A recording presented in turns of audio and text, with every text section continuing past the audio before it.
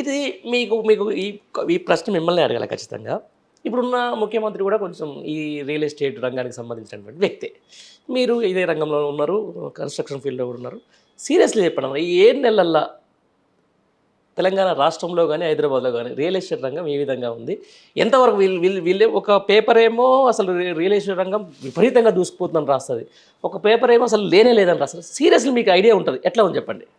యాక్చువల్‌గా ఎవ్రీ 10 ఇయర్స్‌కి ఒకసారి మార్కెట్ కరెక్షన్ అవుతుంటుంది. అవును. అది లాస్ట్ 1 ఇయర్ ఎలక్షన్స్ 1 ఇయర్ ముందు నుంచే మార్కెట్ అనేది కరెక్షన్ అవుతుంది. ఎందుకంటే ఎంత పెరగాలనో అంత హై స్కేల్ రేట్లు పెరిగినాయి. వెళ్ళిపోయింది అంతే. ఎవరెస్ట్‌కి దాగేసింది అది. ఎవరెస్ట్ శిఖరం లాగా వెళ్ళిపోయింది. అవును. దాని తర్వాత నెక్స్ట్ ఉండేది డౌనే. డౌనే, లేకపోతే మళ్ళీ ఎక్కడో చోట కరెక్షన్. అక్కడ అవుతుంది. అవును. దీన్ని ఆ పైన ఏదైతే ఉందో దాన్ని కొట్టేసి మళ్ళీ అక్కడి నుంచి మళ్ళీ మొదలు కావాలి మార్కెట్. అక్కడి నుంచి మళ్ళీ పైకి లేవాల్సిన పరిస్థితి. అవును. అవును. సో ఈ 7 నెలల కాలంలో ప్రభుత్వం తీసుకునే చర్యలు, ప్రభుత్వం మీద ఉన్న నమ్మకం, లేకపోతే ప్రభుత్వం రేపు ఇంకేమన్నా ప్రామిసింగ్ ఏమైనా చేస్తుందా? అవును. వీళ్ళు తెలిసి చేస్తున్నారా తెలియక చేస్తున్నారా తెలియదు, కానీ వస్తే రాగానే ముఖ్యమంత్రి గారు ఆయన మున్సిపల్ అడ్మినిస్ట్రేషన్ శాఖ ఆయన దగ్గరే ఉంది కాబట్టి అవును. ఆయన మెట్రో ఏదైతే కనెక్టివిటీ ఉందో అది ఎయిర్పోర్ట్ మెట్రో దాన్ని రద్దు అన్నాడు. రద్దు ఓల్డ్ సిటీ నుంచి చేస్తాను. నీ ఓల్డ్ సిటీ ప్రేమ ఉంటే నిజంగా అది ఆగిపోయిన ప్రాజెక్టు అది కంటిన్యూ చేస్తే చేసి ఉండొచ్చు. కానీ ఒక ప్రామిసింగ్ ప్రాజెక్ట్ ఒకటి ఎయిర్పోర్ట్ మెట్రో అంటే ఎయిర్పోర్ట్లకే పోరు కదా పబ్లిక్.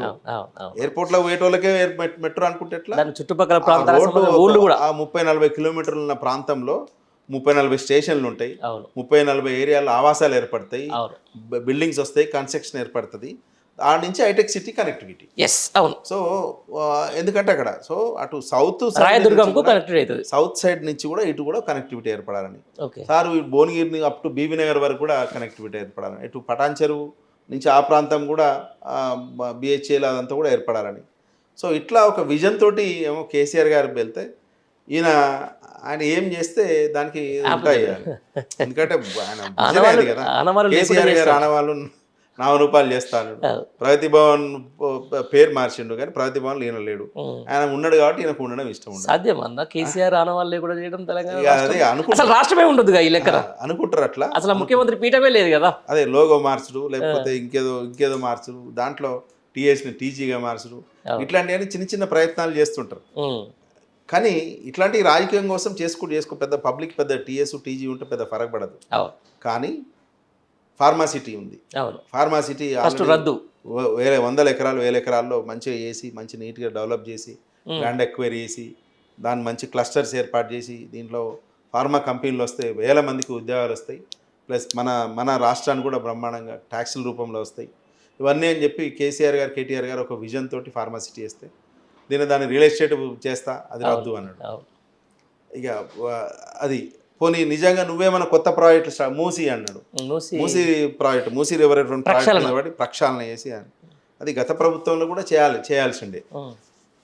ఒక దాదాపు ఇక్కడి నుంచి అక్కడికి 20-30 ఎస్టీపీలు దాన్ని నిర్మాణం చేసింది. ఎందుకంటే ఎక్కడెక్కడైతే అవుట్లెట్ ఉంటుందో మూసీలోకి హైదరాబాద్ మురుగునీరు ప్రవహిస్తుందో అక్కడ సివరేజ్ ట్రీట్మెంట్ ప్లాన్ చేసి క్లీన్ చేస్తే నీటిని ఫ్రెష్ వాటర్ కనీసం ట్రీటెడ్ వాటర్ అన్న మూసీలోకి వదిలినట్టు గత ప్రభుత్వంలో చాలా ప్రాజెక్టులు టేకప్ చేసింది. చాలా బ్రిడ్జ్ దాదాపు 13 మూసీని క్రాస్ చేసే బ్రిడ్జ్లు ఏవైతే ఉన్నాయో మా దగ్గర కూడా ఒక బ్రిడ్జ్ ప్రపోజల్ ఉంది. అట్లా 13-14 బ్రిడ్జ్లకు 7-8 బ్రిడ్జ్లు ఆల్రెడీ టెండర్ అయ్యి ఆల్రెడీ ఫౌండేషన్ స్టోన్ వేసి ఉన్నాయి అంతకుముందు ప్రభుత్వంలో. అదే కేటీఆర్ గారు ఏమనుకున్నారంటే దాదాపు ఒక 10,000 కోట్లతోటి మూసీ కనుక సుందరీకరణ ఇస్తే ఒక ఎక్స్ప్రెస్ వే కట్టుగా మూసీ అంటే వెస్ట్ సైడ్ సిటీ నుంచి ఈస్ట్ సైడ్ సిటీ దగ్గరికి ఇటు కనుక కలిపితే కానీ అవుటర్ రింగ్ రోడ్ మీద ట్రాఫిక్ కంజెషన్ తప్పుతుంది, ప్లస్ సిటీ డైరెక్ట్గా ఇటు నుంచి అటు పోయే పబ్లిక్కి మంచి కనెక్టివిటీ దొరుకుతుంది అనే ఉద్దేశంతో దాదాపు 10,000 కోట్లతోటి ఒక ఎస్టిమేట్ చేశారు. కాళేశ్వరంనేమో కొన్ని లక్షల ఎకరాలకు నీళ్లు ఉపయోగపడతాయి అని చెప్పి 1,00,000 కోట్లు 80,000 కోట్లతోటి అక్కడ ప్రాజెక్ట్ చేశారు. అది ఇంపార్టెంట్ కాబట్టి అది ముందు టేకప్ చేశారు. 10,000 కోట్ల ప్రాజెక్ట్ అయినా సరే కానీ దీన్ని డిలే చేశారు. కానీ ఇప్పుడు వచ్చిన ప్రభుత్వం ఏం చేస్తుందంటే మూసీ సుందరీకరణే 75,000 ఫస్ట్ అన్నారు, తర్వాత 70,000 అన్నారు. మరి 1,00,000 కోట్లకు పెట్టిన కాళేశ్వరం గొప్ప ప్రాజెక్ట్ అవుతుందా, లేకపోతే 70,000 కోట్లు పెట్టి మరి మూసీ నీళ్లు ప్రక్షాళన చేస్తే అది గొప్పదైద్దా? సరే మరి గవర్నమెంట్ ప్రయారిటీస్ అంటున్నాను. గవర్నమెంట్ ప్రయారిటీస్ ఇప్పుడు మన ఇంట్లో నాకు నెలకు ఒక ఉద్యోగస్తుని కానీ లేకపోతే ఎంప్లాయీ కానీ ఒక 50,000 జీతం వస్తే 50,000 అనేది ప్రయారిటీ. ముందు స్కూల్ పిల్లలు, అవును. ముందు భోజనం, పిల్లలకి మంచి హైజీనిక్ భోజనం. ఆ తర్వాత ఇంకొంచెం డబ్బులు మిగిలితే మనకు బట్టలు అట్లాంటివి కానీ, లేకపోతే ఏమన్నా మనకున్న సైకిల్ మోటార్, లేకపోతే ఇంకొంచెం కంఫర్ట్, ఇంకొంచెం డబ్బులు మిగిలితే మనం ఒక ఇల్లు కొనుక్కోవాలి, లేకపోతే ప్లాట్ కొనుక్కోవాలి ఫ్యూచర్ ఇన్వెస్ట్మెంట్ కోసం అని. అనేది ఉంటుంది. ఇట్లా ఇంకా పైసలు మిగిలితే లగ్జరీ కార్ కొనుక్కోవాలి. అవును. ఇది మనకుండే ప్రయారిటీస్. అవును. కానీ ఇవన్నీ ఏమీ టేకప్ చేయకుండా ఉపాధి డెవలప్ అయ్యేది చూసేది లేదు. ఉమ్. పిల్లలకు ఉద్యోగాలు వచ్చే పరిస్థితి దాన్ని డెవలప్ చేసేది లేదు. కొత్త కంపెనీలు తీసుకొచ్చే ప్రపోజ్ చేసేది లేదు.